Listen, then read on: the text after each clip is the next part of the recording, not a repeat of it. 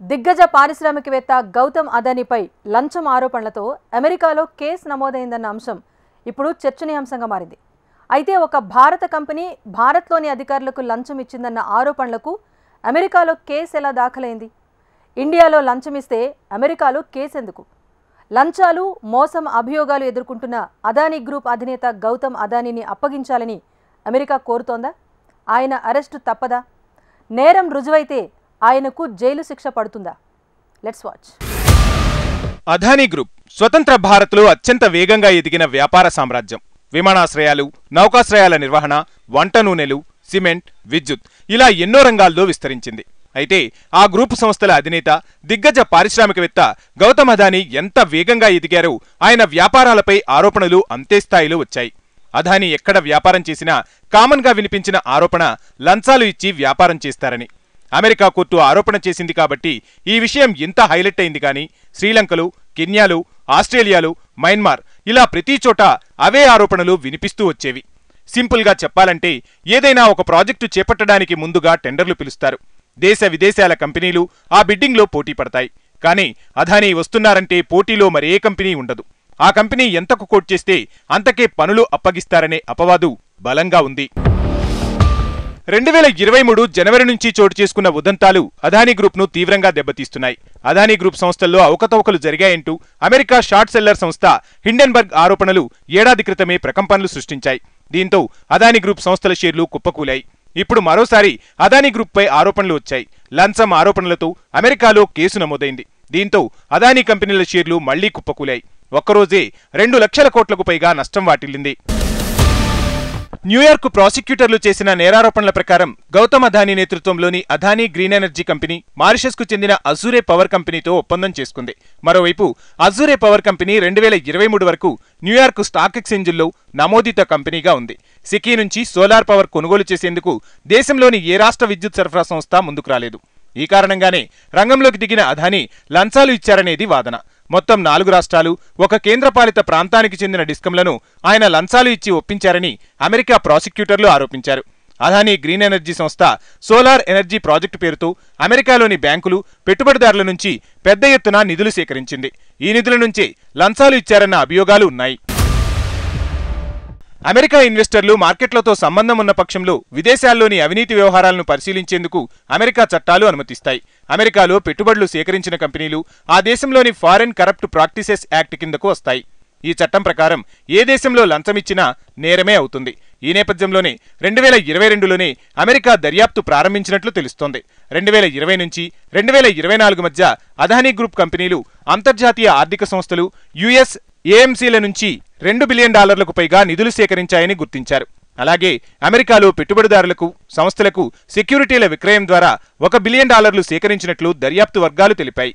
America ఇన్వెస్టర్ల డబ్బులతోనే భారత్లో విద్యుత్ కొనుగోలు ఒప్పందాల కోసం లంచాలు ఇచ్చి మోసం చేశారని deputy assistant attorney general Lisa Miller ఆరోపణలు చేశారు. అమెరికాలో అదానీ సహా 8 మంది ఎదుర్కొంటున్న ఈ కేసు మరింత తీవ్రతరం కావచ్చని అమెరికా న్యాయవాదులు అభిప్రాయం వ్యక్తం చేస్తున్నారు. నేరగాళ్ల అప్పగింత ఒప్పందం కింద నిందితులను తమకు అప్పగించాల్సిందిగా కూడా అడగవచ్చని అంటున్నారు. భారత్ లాగే అమెరికాతో ఈ ద్వైపాక్షిక ఒప్పందం ఉన్న దేశాలు అమెరికా అడిగిన వ్యక్తులను తప్పనిసరిగా అప్పగించాల్సి ఉంటుంది. అమెరికన్ చట్టాలకు లోబడి ఆయా దేశాలు వ్యవహరించేందుకు నిర్దిష్ట ప్రక్రియ ఉంటుంది. అయితే అసాధారణ పరిస్థితుల్లోనే అప్పగింత జరుగుతుంది. మానవీయ కోణం ఆధారంగా చిలీ మాజీ అధ్యక్షుడు అగస్టో పినోచెట్ను అమెరికాకు అప్పగించేందుకు బ్రిటన్ నిరాకరించింది. అదానీ ఇతరుల కేసులో ఇది వర్తించదు. అమెరికాతో భారత్ 1997లో నేరగాళ్ల అప్పగింత ఒప్పందం కుదుర్చుకుంది. తమ క్యాపిటల్ మార్కెట్లో అవకతవకల విషయంలో అమెరికన్ చట్టాలు మరింత కఠినంగా ఉంటాయని అక్కడి న్యాయవాదులు అంటున్నారు. నేరం నిరూపితమయ్యే వరకు తాము నిర్దోషులమని చెప్పుకునే హక్కు అదానీ తదితరులకు ఉంటుందని, అయితే తమ ఆత్మరక్షణ వాదనలను నిజాయితీగా, నేర్పుగా వినిపించలేకపోతే ఆ హక్కు వారికి దూరమవుతుందని పేర్కొన్నారు. ఇప్పటి వరకు అమెరికా కోర్టుకు అదానీ హాజరు కాలేదు. అక్కడ ఎలాంటి పిటిషను దాఖలు చేయలేదు. ఒకవేళ ఆయన్ను అమెరికాకు అప్పగించినా లేదా ఆయన లొంగిపోయినా అదానీ తరపు న్యాయవాదులు అభియోగాలను సవాల్ చేయవచ్చు. వారు పిటిషన్ డీల్పై చర్చలు జరిపే అవకాశం ఉంది. అయితే దీనికి అంగీకరించాల్సిన బాధ్యత అక్కడి ప్రాసిక్యూటర్లకు లేదు. మరోవైపు ఈ కేసు విచారణ ఇప్పట్లో ప్రారంభమయ్యే అవకాశమూ లేదు. సాక్ష్యాధారాల సేకరణలో సవాళ్లు, అదానీ సహా నిందితులకు వేర్వేరు ట్రయల్ సహా చట్టపరమైన చర్యలతో ఈ ప్రక్రియ మరింత ఆలస్యం కానుంది. ఒకవేళ అదానీ భారత్లో ఉంటే అతన్ని అప్పగించాలని అమెరికా ప్రాసిక్యూటర్లు కోరే అవకాశం ఉంది. భారతీయ చట్టాల ప్రకారం ఈ అభియోగాలు వర్తిస్తాయో లేదో ఇక్కడి కోర్టులు అంచనా వేస్తాయి. అలాగే రాజకీయ, మానవ హక్కులపరమైన ఆందోళనలను పరిగణలోనికి తీసుకుంటాయి. ఈ అప్పగింతను అదానీ సవాల్ చేసే వెసులుబాటు ఉంది. అలాగే దీనిపై వ్యాజ్యం దాఖలు చేయడం ద్వారా అప్పగింత ప్రక్రియను పొడిగించే అవకాశం కూడా ఉంటుంది. నేరం రుజువైతే లంచమిచ్చినందుకు 5 ఏళ్లు, మోసం, కుట్ర అభియోగాల కింద 20 ఏళ్ల వరకు అదానీకి జైలు శిక్షతో పాటు భారీగా జరిమానాలు కూడా విధించే అవకాశం ఉందని అమెరికా న్యాయ నిపుణులు అంటున్నారు. ఏ శిక్ష అయినా అంతిమంగా న్యాయాధిపతి నిర్ణయంపై ఆధారపడి ఉంటుంది. అయితే ఏ శిక్ష విధించినా అదానీ తరపు న్యాయవాదుల బృందం దానిపై అప్పీల్ చేయవచ్చు. తద్వారా ఇదొక సుదీర్ఘ న్యాయ పోరాటంగా మారే అవకాశం ఉంది. విదేశాల్లో అదానీపై నేరారోపణలు రావడం ఇది మొదటిసారి కాదు. చాలా దేశాల్లో అదానీపై అనేక ఆరోపణలు వచ్చాయి.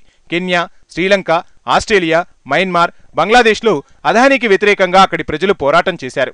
ఆస్ట్రేలియాలో పర్యావరణాన్ని నాశనం చేయడానికి అదానీని తీసుకువస్తున్నారా అంటూ ఆ దేశంలో నిరసనలు జరిగితే అత్యంత రద్దీ ఎయిర్పోర్ట్ను అదానీకి ఎలా అప్పగిస్తారంటూ కెన్యా ప్రజలు పోరాటం చేశారు. శ్రీలంక దివాలాకు అదానీ ఓ కారణమని, బాయ్కాట్ అదానీ అంటూ శ్రీలంక ప్రజలు పెద్ద ఎత్తున రోడ్డు మీదకు వచ్చారు. ఇలా ఒకటా రెండా అదానీ అంటేనే వివాదాలు అనేంతగా ముద్రపడిపోయింది. టాటా, బిర్లా, అంబానీ వీళ్లంతా దేశ విదేశాల్లో వ్యాపారం చేశారు.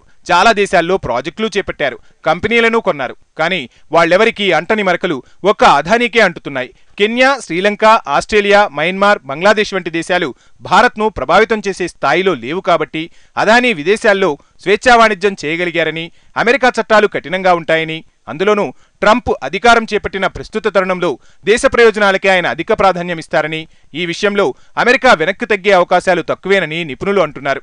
అదానీ వ్యవహారం ఇటు దేశంలోనూ పెనుదుమారమే రేపుతోంది. ప్రధాని అదానీ అంటూ చాలా ఏళ్లుగా ఆరోపిస్తూ వస్తున్న కాంగ్రెస్కు ఈ అంశం మరో అస్త్రంగా మారింది.